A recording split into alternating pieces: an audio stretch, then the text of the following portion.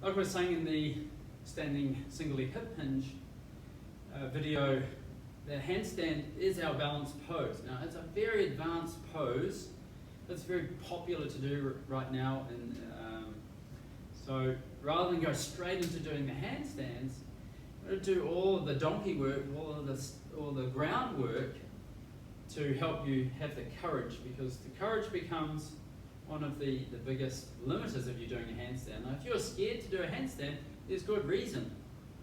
You only do the progression that has no fear. If you have fear, you go back a step, and until that fear is dissipated, and maybe you need to add a small little step of progression, of which there are many. There's very, very good handstand workshops going out all around the world. You know, you can spend a weekend learning a handstand.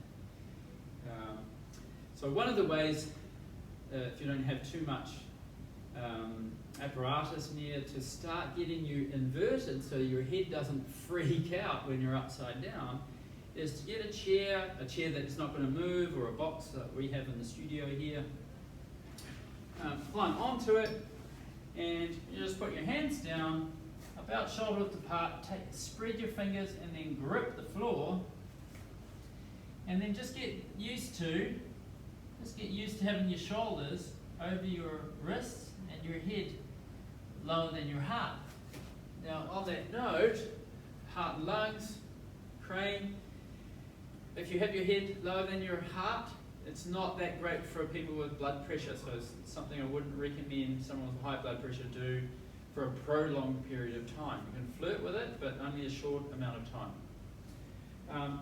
So you're going to just get used to that until the fear goes away, and then we want to extend that, tuck your toes under, and then you want to build up so that your shoulders are over your wrists, and your hips, if possible, are over your shoulders. So you see that straight line. Now you need to develop the flexibility in the crane series, plus also some of the overhead squat position, strength in the tiger series, to help you obtain that position where you don't have to compensate. Anytime you compensate with lack of flexibility, you load up some joint too much, and you create an impingement type injury there. So you see, I just had a little break while I was talking. The next thing that we can do in this novice handstand is come up to that position, and we can start thinking about raising the leg up through there. You come down, have a little rest, come up to the other leg, through like that. Through there. So, and aim to just hold it for as long as you can. Start to feel the strength through the shoulders. This area here is probably where you're going to feel it. You're going to have the blood rush to your head, which is definitely a good thing for your brain and the neuroscience of the brain. And just build up your tolerance for that position before you take it to the wall.